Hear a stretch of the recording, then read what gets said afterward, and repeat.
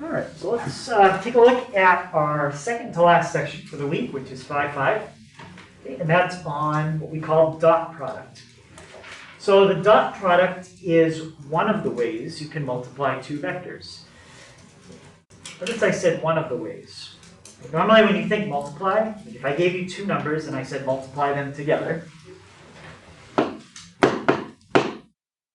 is there more than one answer to that problem? 3 times 5?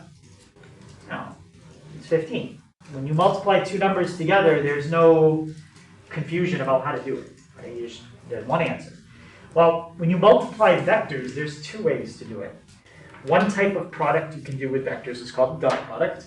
The other type of product we're going to learn tomorrow is called a cross product. A cross product is only something you can do in 3D. It's impossible to do a cross product in 2D, and we're still studying 2D, so we're not going to get to that yet. But a dot product is something you can do in 2D, and they're very different. Dot product and cross product are totally different ways to multiply vectors. So that's why if somebody said to take vector v and multiply by vector w, I'd have to say you need to be more specific. What do you mean multiply? Do you want me to multiply them as a dot product or a cross product? Which way do you want me to do it? Right. And today we're going to study the dot product. So suppose that we had two vectors. Just like when you work with numbers, if you're going to multiply things together, you need two things to multiply. So we're going to have two vectors, vector v and vector w. Each vector is going to have a horizontal component, that's the a part, and a vertical component, that's the b part next to the j. Okay, so an example for v might be like 3i plus 2j, and w could be 6i minus 7j. A and b will all be numbers when we do a problem.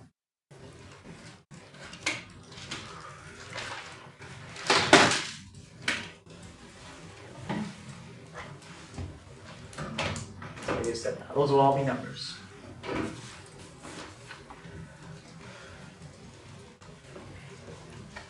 So, to find the dot product between two vectors, this is how you do it.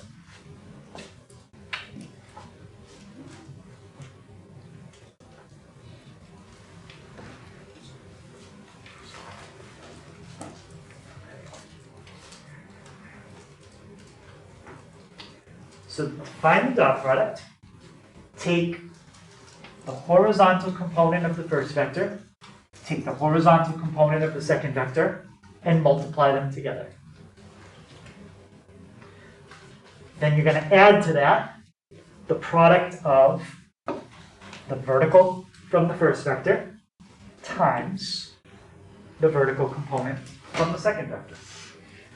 So you multiply two things together, multiply two other things together, add them up, and that's the dot product. So let's think about that a little bit, right? A1, A2, B1, and B2 are all numbers, like 2, 3, 6, 7, all numbers. What do you get if you multiply a number times a number? What kind of thing do you get? You do number times a number. Yep? Another number. Same thing's going to happen here.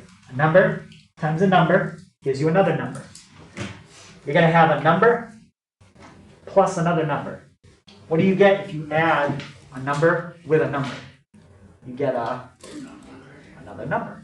So what's going to happen here when you find the dot product, the answer is a single number, like 12 or 6.5. Okay? The answer to a dot product problem is a number.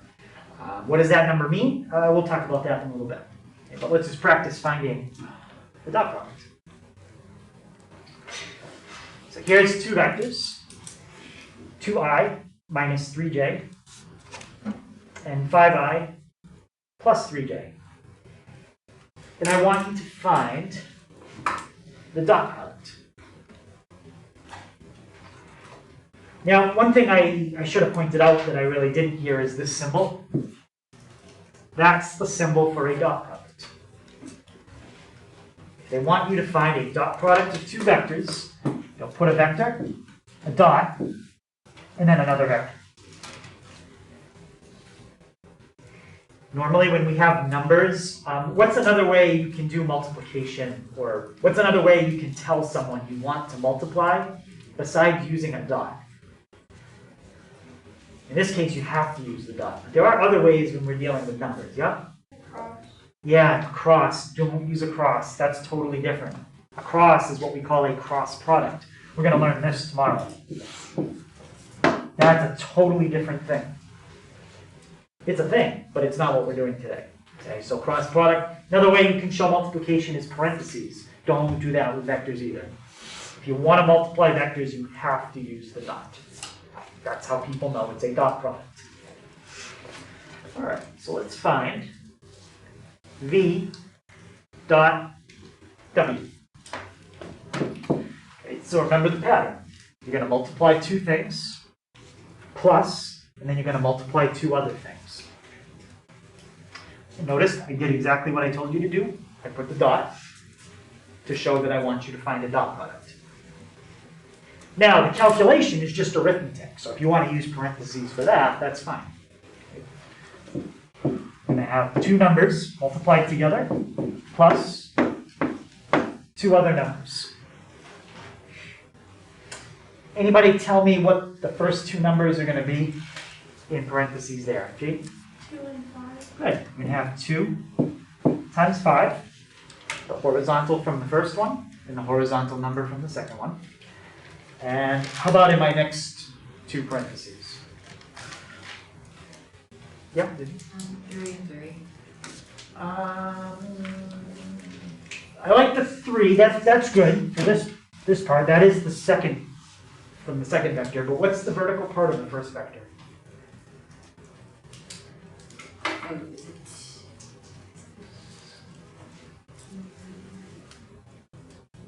It's the only number we haven't used yet.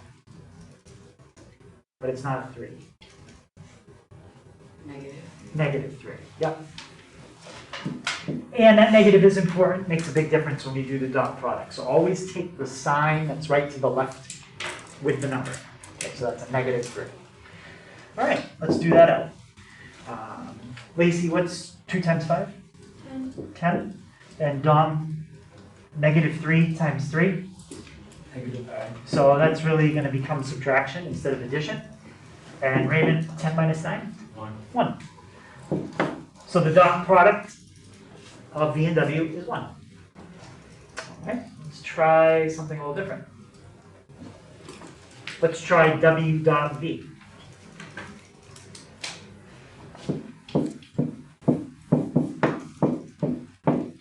And when we do the calculation, let's try to write it in the order that they asked, W dot V.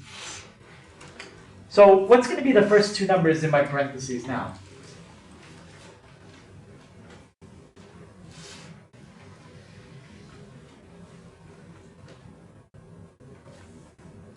Okay.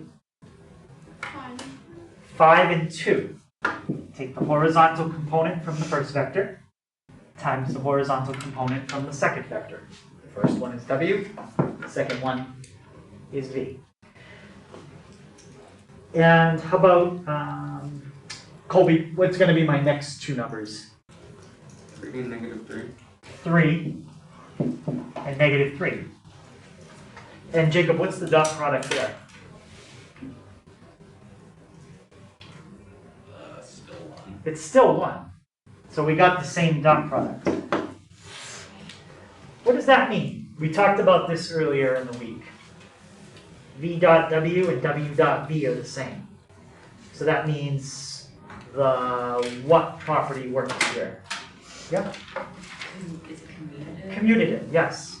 When we're dealing with a dot product, it is commutative. You can change the order and get the same answer. Tomorrow, when we do the cross product, that's not true. If you switch the order you multiply, you get a different answer. So we'll have to look at that carefully. But for today, the dot product, you can do it in any order you want. So V dot W equals W dot.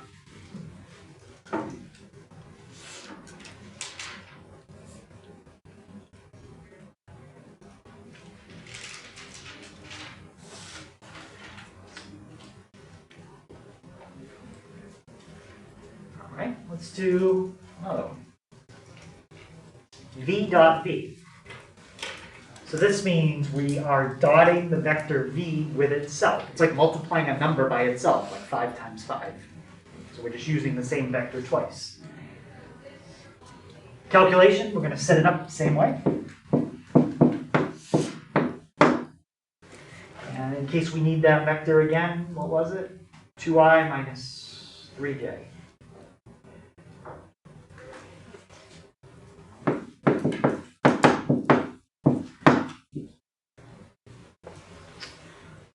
All right, so if we do v dot v, anyone think they know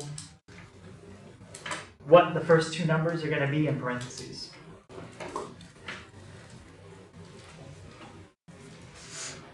Yeah. They both be 2. They both be 2. 2 times 2 plus, how about the next two numbers? Yeah, Jess? -3 and -3 and -3. So you take the horizontal component from the first vector, 2. Take the horizontal component from the second vector. It's the same vector, 2. So we're going to get 4. 2 times 2 is 4, and -3 times -3 is 9. So the dot product is 13.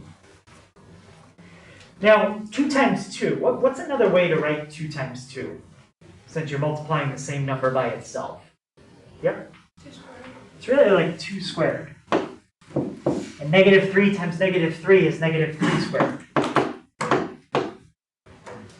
Does that calculation look similar to anything we did yesterday? It's missing one thing, but it's almost something we did yesterday. Yep? When you're finding the magnitude. Exactly. When you're finding the magnitude, you take a number and you square it. You take another number and you square it. You add them up. But what's the thing this is missing? Normally we have one more thing you have to do when you find magnitude. Yep? The square root. Right, you take the square root. So this is very similar to finding the magnitude when you dot a vector with itself. The only thing you're missing is the square root. So, from the example we just did, which was v dot v, you can see that when you do v dot v, it's almost the magnitude. Almost. But it's missing the square root. So what is v dot v really? It's almost the magnitude, but you don't have the square root in there. So it's actually the magnitude squared. If you took the square root of v dot v, I'm going to put it back the way it was, but then it would be the magnitude.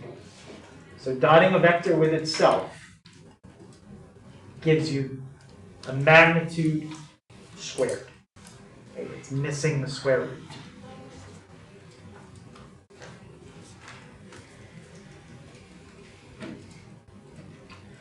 So let's go back to the one more example I have and just kind of look at that one more time. And I wrote that down there. So let's say I wanted you to find the magnitude of W. Well, if you dot W with itself, you're almost there. You're just missing the square root. So let's dot W with itself. W was 5i plus 3j.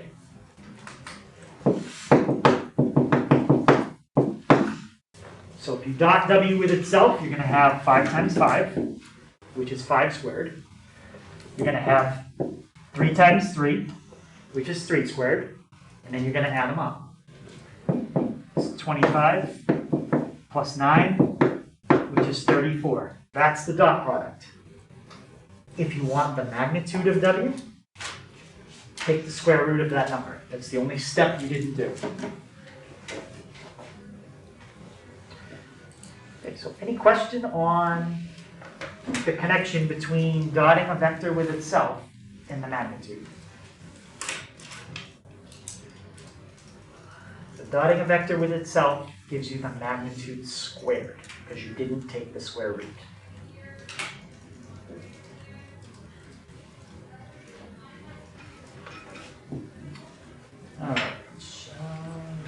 what else? All right, let's try this one.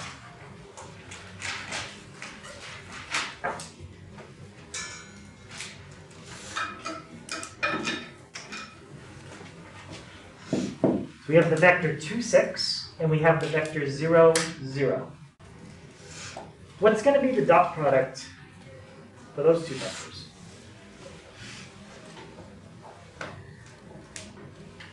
Yep, Just be 0. it's going to be 0. Is that the number 0 or the vector 0?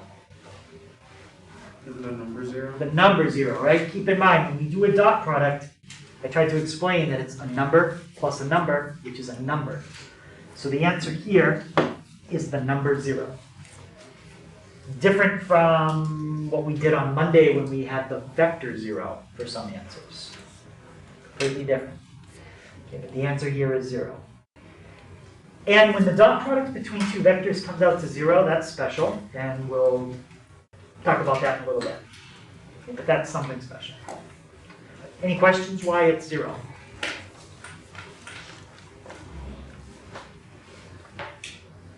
Okay. So, one thing that comes up when we talk about multiplication, naturally, is distributive property.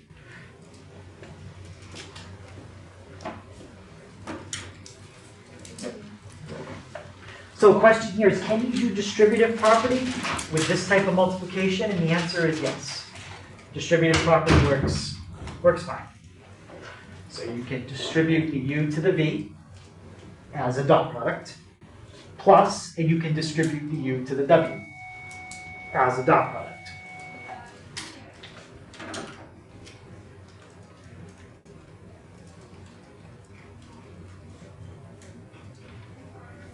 The distributive property works just like you would expect it to always work.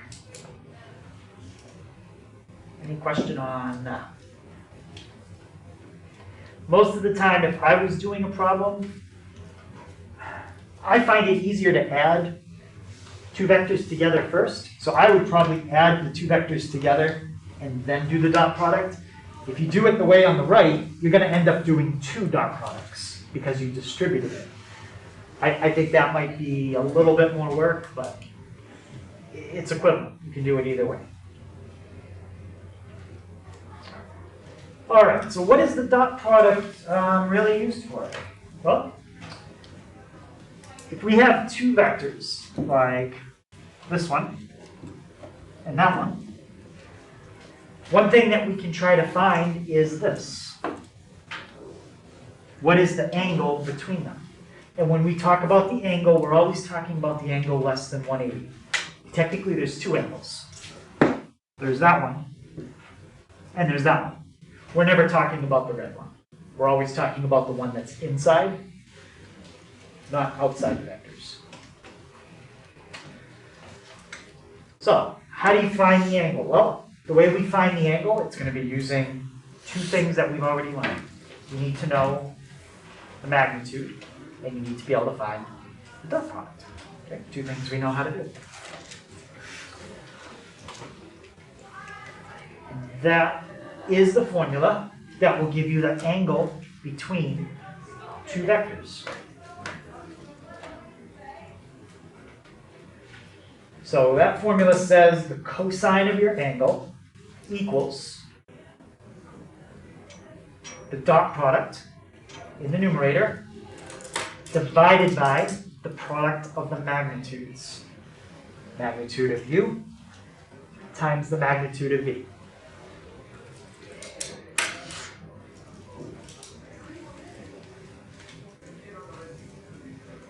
Now, this formula is really a huge shortcut for doing something else. But something else is a very long way to find the angle. So this is a nice shortcut.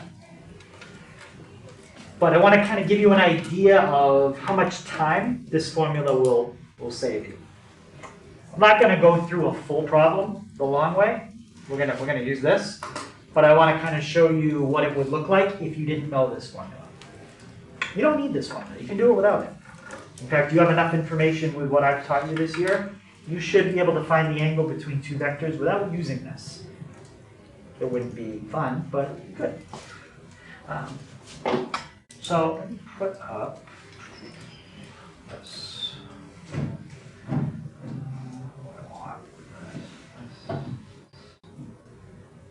Somewhere. All right. So let's say I had two vectors. One like that, and one like that. And I wanted to find the angle. I mean, it looks like it's 90, but it's a little bit more. I'm not sure how much more. Maybe it's 100, 105, I don't know. But I've got two vectors. Well, first of all, could I find the length of, let me make one of them a different color. Could I find the length of that vector in red? You think yes? Yes. Absolutely. I know where it starts. I know where it stops. I could figure out how long that is. We have a formula to do that. It's just the distance between 2 points, one of the very first things we covered. So we could definitely find out how long that vector is. How about the one in black? Could I find out how long that one is? You think, Autumn? Yeah, I could find it. I know where it starts. I know where it stops. Just find the distance between those two coordinates. Figure out what the coordinates are on the grid, and then how far apart they are. Or think of it as Pythagorean theorem. Make a triangle. This side is 3. This side is 1, 2, 3, 4. So actually that vector is 5. I didn't plan it that way, but that's just how it worked out. Right? So we definitely could find the length of those vectors easy. But the question we really want to know is how big this angle is. What shape do you think I could make out of what I have there by adding one more thing? Dominic?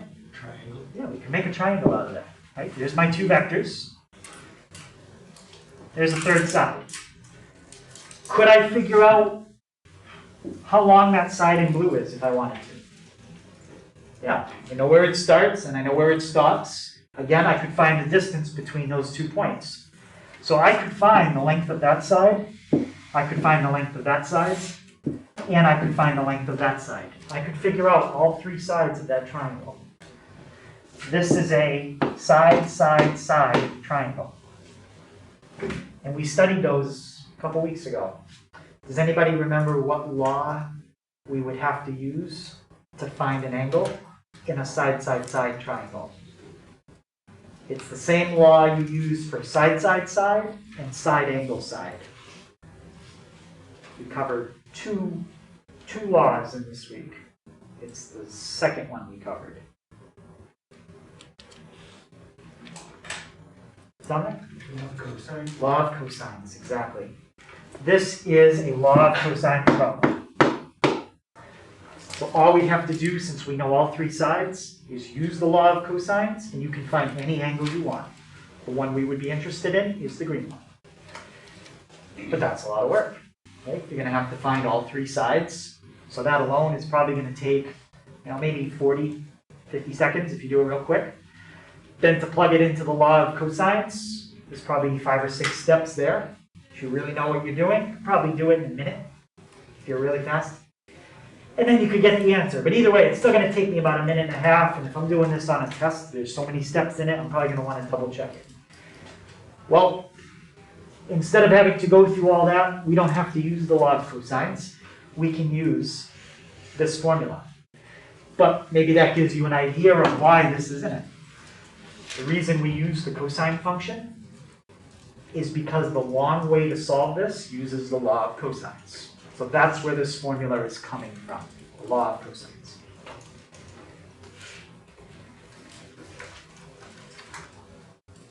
Right. But it only has us find 3 things: a dot product, a magnitude, and a magnitude. And we don't even have to remember the law of cosines. We just have to remember this instead, which is a lot shorter. I don't know why I wrote that. It should be pretty clear, but the denominator is the length of u times the length of v. If you forget what those double bars mean, they mean the length.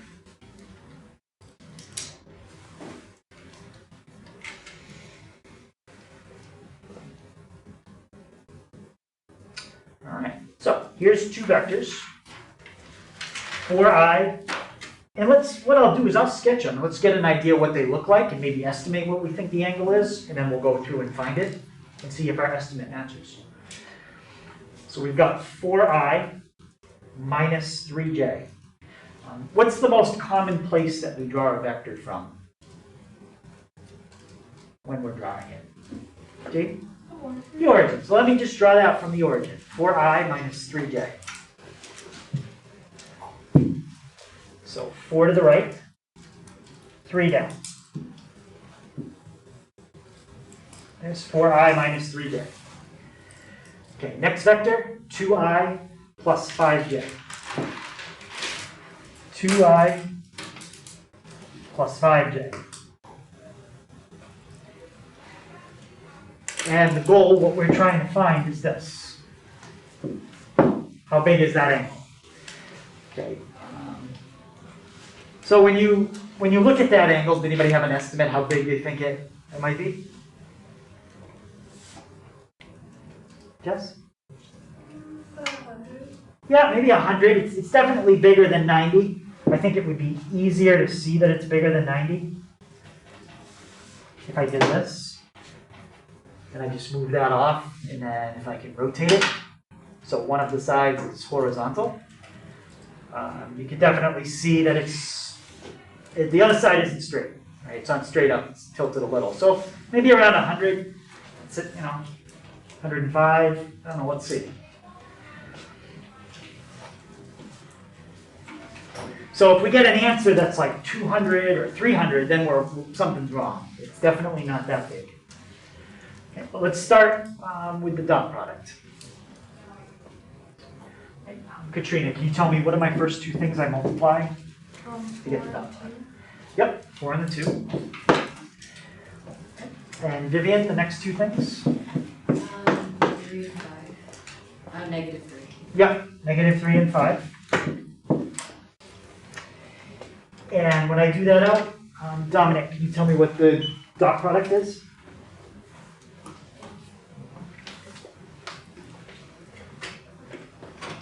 The what product? The dot product. No. So it'll be 4 times 2 and negative 3 times 5 and add them together? Yep. Okay, so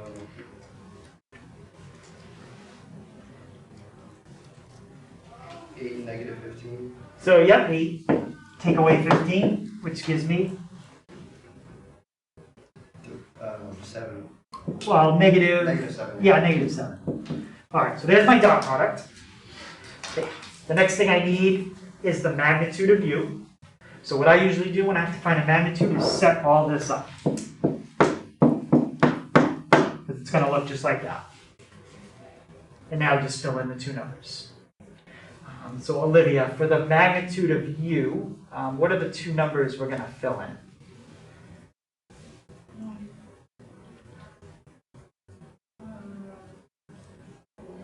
4, yep. And negative 3. So when I do that, Aiden, what's 4 squared? 16. Negative 3 squared? 9. And what do you get when you add 16 and 9? 25. 25. And then square root of 25? 5. So we got a nice answer for that. It usually does not happen that way. And the last thing we need is the magnitude of e. So Jamie, can you set up my formula to find the magnitude of e for me? You have the square root of 2 squared plus 5 squared. Alright, so the square root of 2 squared plus 5 squared, and what's that going to give me?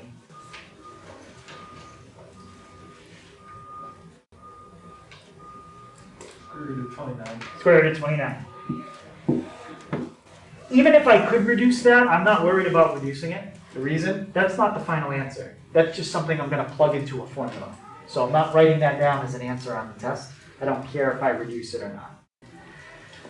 All right, so now let's write out the formula. Raymond, what's on the left-hand side of the formula to find the angle? Like what trig function do we use? Cosine. Cosine. So the cosine of my angle equals the dot product divided by the product of the magnitudes. Okay, dot product is -7 divided by the product of the magnitudes, 5 times the square root of 29.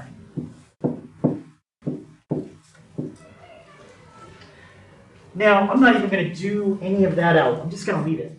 Okay, because if I do it out, I'm going to have to round it to a decimal because of the square root of 29.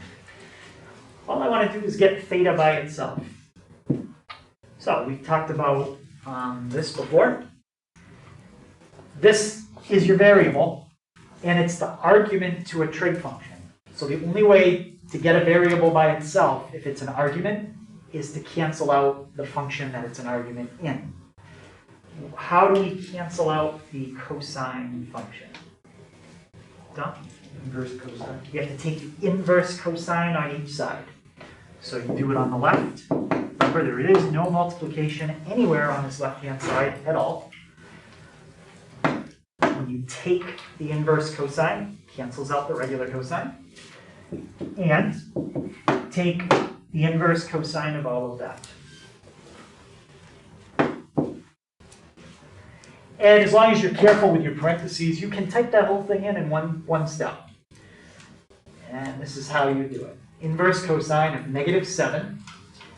And now put the denominator in parentheses. 5. Notice when I do, well, actually it doesn't do it, never mind. 5 square root 29. Close the parenthesis for my denominator. Close the parenthesis for my inverse cosine function. That's how you have to type it in all in one step. Yes? So, in the parentheses, you wouldn't put that Yeah. It's kind of important to put the division sign. Not a pi sign. Thank you. So -7 divided by, and then that probably messed up. I just wiped out one of my parentheses. So let me fix it. Divided by, I think it's okay now. A lot of times on the graphing calculator, if you go to change something and you type it in, it's just going to wipe out whatever was there before, which is not what I wanted to do. All right, so there is how we want to type it in. Except I'd rather you not have a black box blinking on it. It's rough. All right. So -7 divided by 5 square root 29. And remember how big we thought it was. It should be about 100. Let's type it in and see. That's about what we thought, 105.07.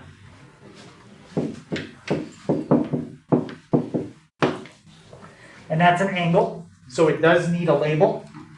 My calculator was in degrees, which means I need to split the circle.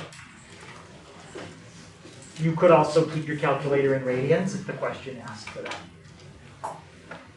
All right, so any question on finding that angle between two vectors? Now, that's what happens most of the time. Okay, you get an angle that's just some random angle, nothing special about it. But there are a couple special cases that can happen. Anybody think they know what might be a special case, like if a certain angle happened between two vectors? Yeah? 90. 90 is a special case.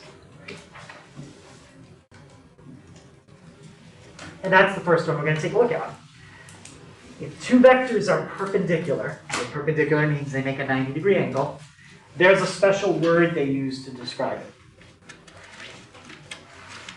Why don't they just say perpendicular? I don't know.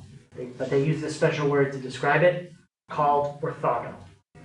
Right? It means exactly the same thing as saying perpendicular. So if you see a question on the test or in the homework and it says, are the two vectors orthogonal?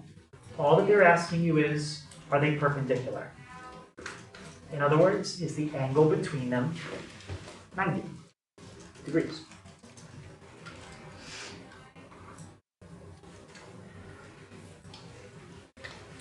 And it turns out if you have two vectors that are orthogonal, it is a special case. Something happens and it makes this kind of problem very quick to figure out. So let's kind of work backwards and see what would happen if the angle between two vectors was 90 degrees. Let's start with that and kind of work backwards from there.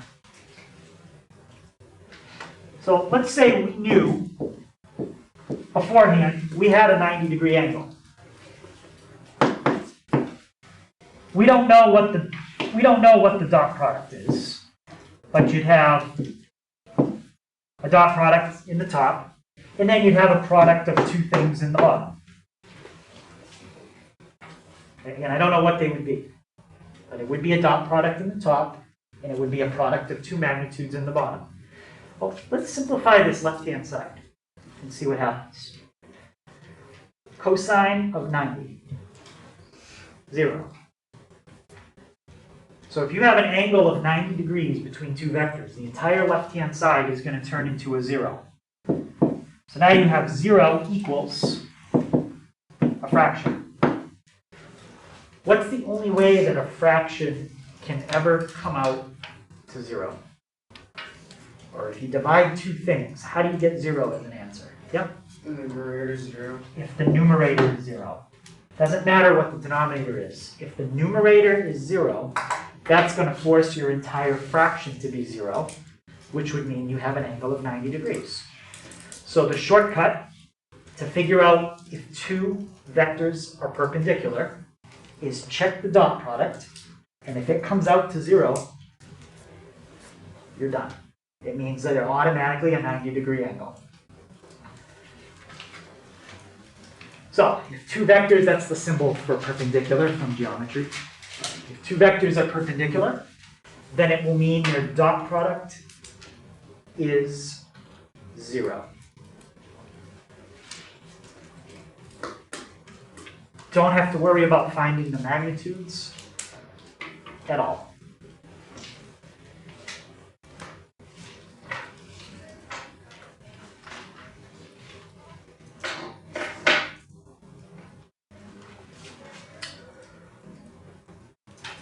Let's look at an example.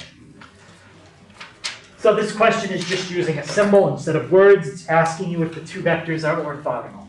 Are they perpendicular? Do they meet at a 90-degree angle? That's what I want to know.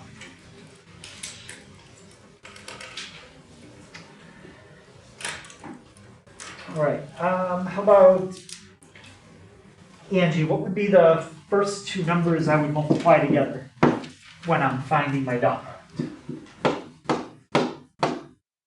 2 and 1. Yep, 2, and there's a 1 in front of the I. So 2 times 1. And how about Autumn, what would be my next two? 1 and 2. Raymond, what's 2 times 1 plus 1 times 2? 4. So are these two vectors perpendicular? Jess? No. If they were perpendicular, the answer would have had to come out to 0.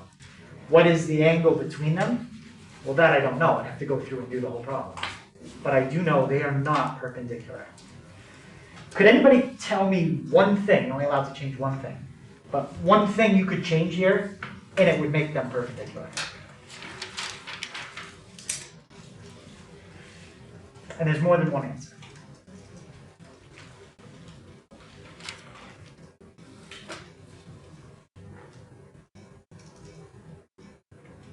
Anybody see something really simple you could change and it would automatically make these vectors perpendicular? Yeah? Use subtractor. Yeah, if you made something a negative, doesn't matter what, any one of those four things, if you just made it a negative,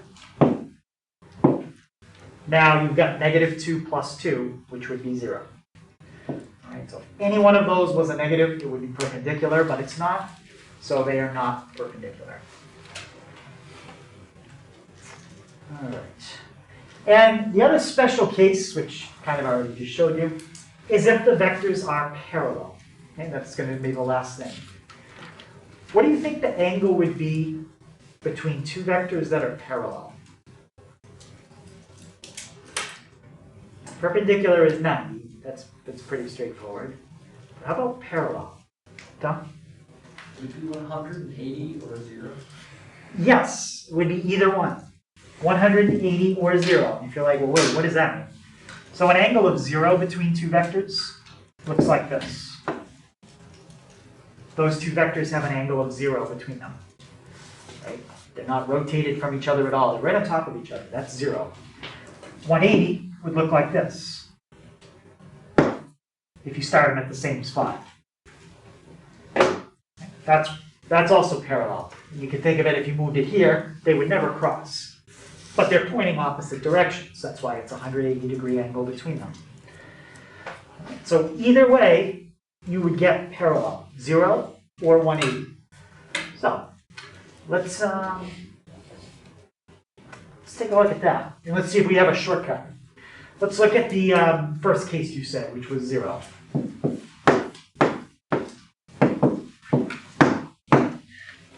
Again, let's assume we already know the angle is 0. Somehow you'd have a dot product over the product of the magnitudes. But let's see what cosine of 0 turns into. Cosine of 0 is 1. How can a fraction come out to 1? What has to happen to divide two things and you get 1 as the answer? Yep. The numerator and the denominator are the same number. Right, and unfortunately she said two things. The numerator and the denominator are the same thing, which means you need to know both. You can't get away with just knowing one of them. So if the numerator and denominator come out the same, it would be 1, which is parallel. Now, let's look at what happens in the case where you're going to end up with 180 degrees. Again, you have a dot product over the product of the magnitudes. But let's see what happens if we force the angle to be 180. It comes out to -1. Well, the only way a fraction can come out to -1 is if you divide opposites. Like 3 divided by -3. 5 divided by -5. So both cases, if you're going to get something that's parallel, either the numerator and denominator come out the same, or they come out to be opposites. But you still have to find both. Can't get away with just doing the dot product. That's not enough.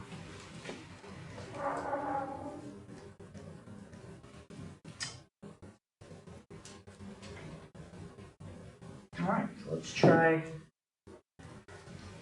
Yes?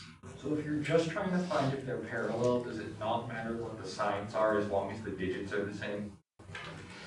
Well, if you think about the bottom is a product of two magnitudes, right? A magnitude is a positive times a positive, so the bottom is always going to be positive. You won't ever even have to worry about whether or not the bottom could be a negative. That's impossible. So the only thing you have to worry about is whether or not the top is negative or positive, and it doesn't matter. If the digits are the same, like if you get the same number in the top and in the bottom, whether the top one is negative or positive, it's parallel. Yeah. So, determine if V and W are parallel.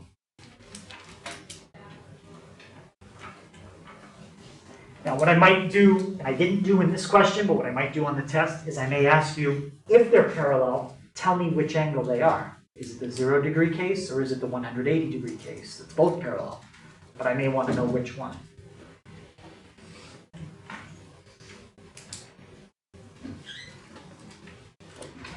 That's the symbol for parallel. It's just two vertical bars from geometry.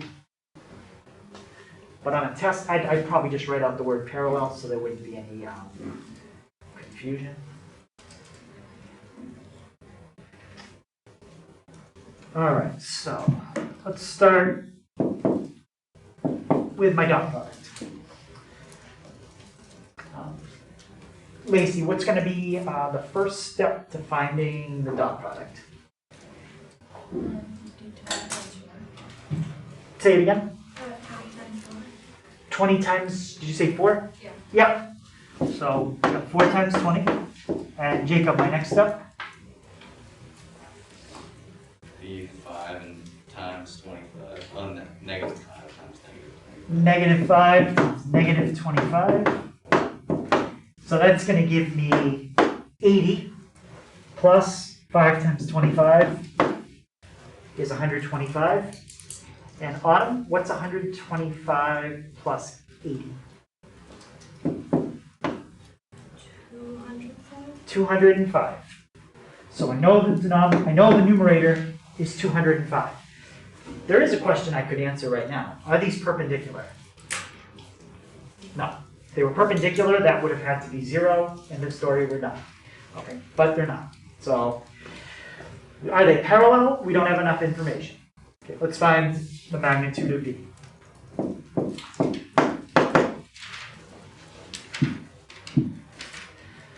All right, Jess, what's going to be my calculation to find the magnitude of V? That'll be 4 squared plus -5 squared. Okay, like that. Oh, the square root. And take the square root. So that's going to give me 16 plus 25.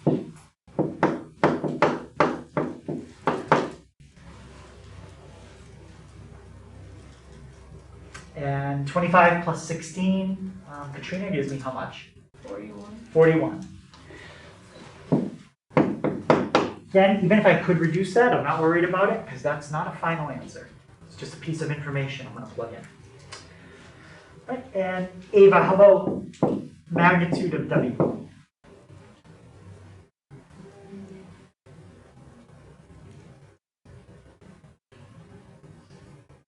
I'm not sure. Do you remember the first symbol we have to write down? The square root. Yep, so we're going to start with the square root. And what would be the first number that we square? And that's going to come from vector W.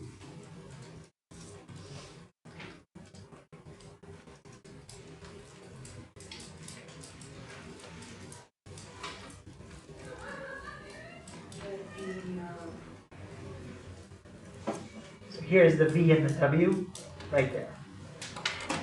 20. 20. So we're going to square the 20.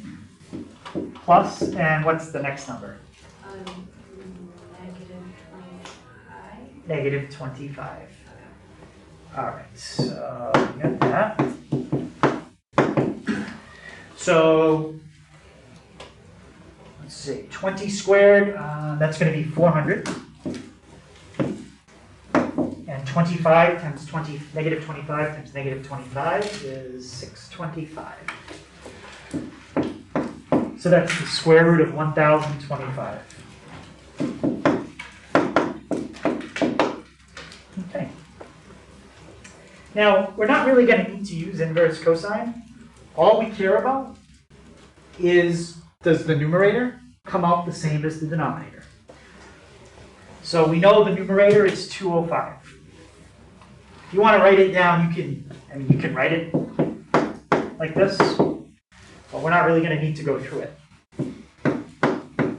Numerator is 205, and the denominator is the square root of 41 times the square root of 1025. So the goal is hopefully square root of 41 times square root of 1025 is 205. Well, let's see. If it's not, then they're not parallel. And if they're not parallel, we can stop. Because the question didn't say, if they're not parallel, find the angle. It just said, are they parallel? So the answer here is yes or no. So we've got square root of 41 times square root of 1025. 205. So the top is 205. The bottom is 205. Are they parallel? Yes. Specifically, this is the case where the angle is 0 degrees. Okay, so they're pointing exactly the same way.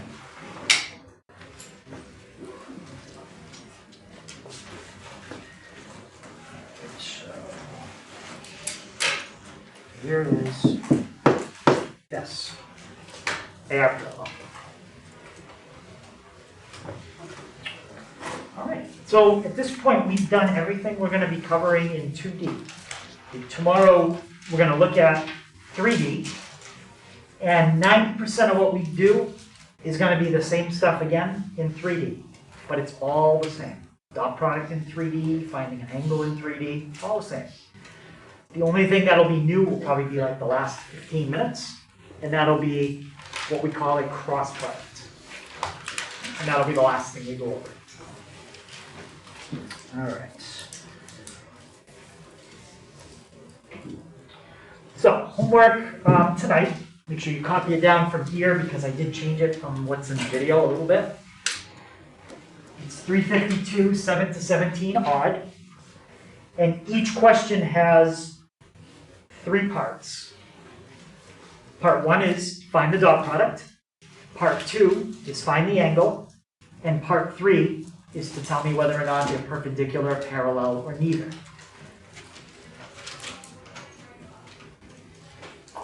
So it's really just breaking down finding an angle into 3 steps. Find the dot product, find the angle, and then determine if they're parallel, perpendicular, or neither. Yes? Are all those directions in the book, or is that what you want for next week? No, they're all in the book. I get some people just have trouble reading them sometimes. Okay. Thank you. You're welcome.